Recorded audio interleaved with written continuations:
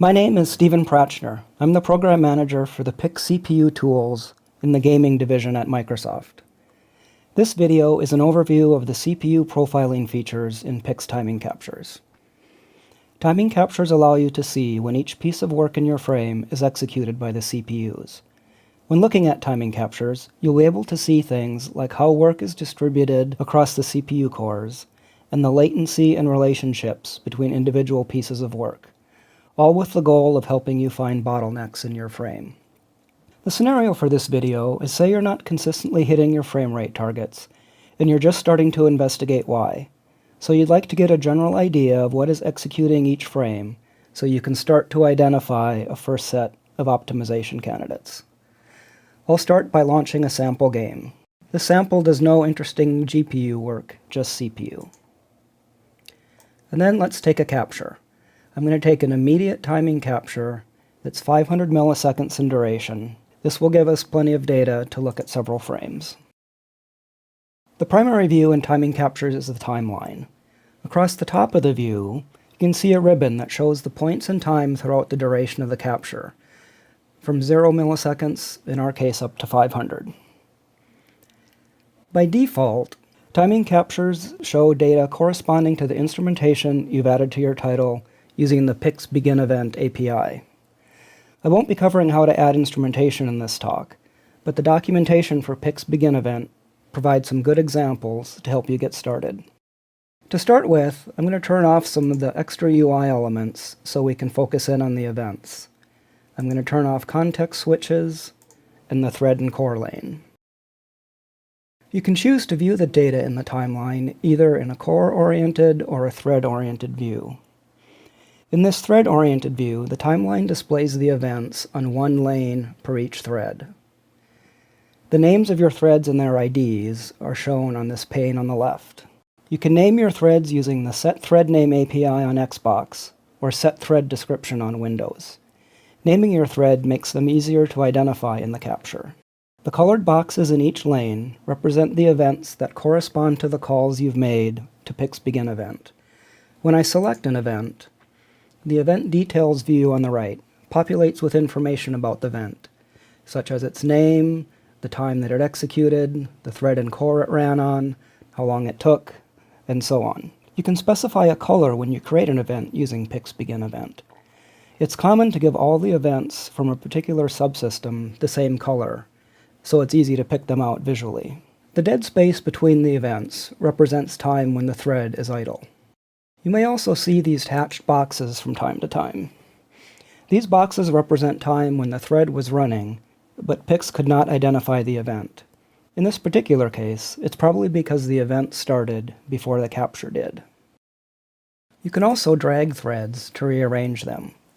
This is useful to group threads that you often want to look at together. You can also collapse some threads if you just want to clean up the display a bit to focus in on the threads you're currently interested in. So let's do a quick rundown of what's executing on each thread so we can get an overview of everything that is running during a frame. Starting with the main application thread at the top, it's easy to see a pattern. These groups of events all look to be of about the same size, shape, and duration, with some space between them. So these are the events that represent a frame of CPU work. I'm going to select a few of these and drill in. If I drag select across these events, I can see their durations. They're all about 28, 30 milliseconds. I can also see this information by selecting an event and looking at the event details view. Next, I have my audio thread, which is executing several small pieces of work multiple times each frame. This loader thread clearly has some long-running tasks that span several frames. Next, I have my physics thread, and as you'd expect, we do some physics work each frame. These few threads are the renderers. We can see that the end of a CPU frame often coincides with the start of rendering, which makes sense. Next, I can see several threads down here that are all executing a variety of short-running tasks. So these threads represent my tasking system. Now that we have a general sense of what's running on each thread and how some of them relate, let's go back and turn on some of those UI features that I turned off initially.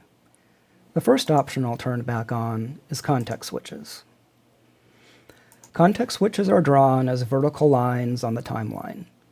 So let's look at one of these render threads to give us an idea of the type of information context switches can tell us. So as we'd expect, there's a context switch when this thread goes from running to idle, and then another context switch when it comes back in again.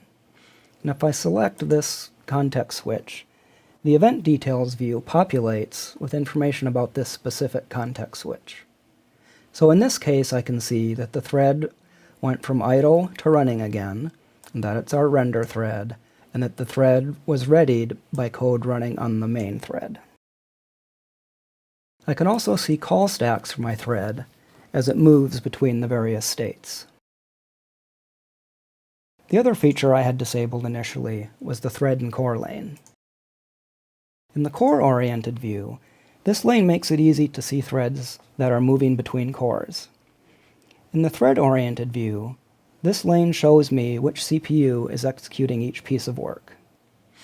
So if I look at this physics event, and then select the core lane on top of it, this tells me that CPU 3 is executing this physics work.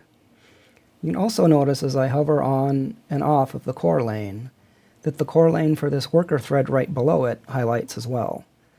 So this tells me that CPU 3 is sometimes running physics code, and sometimes it's executing work from the tasking system.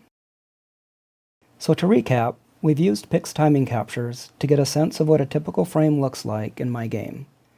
We've looked at the type and duration of work happening on every thread. We've also done a quick introduction to context switches and have seen how to identify which CPU core each thread is running on using the thread and core lane. Thank you for listening.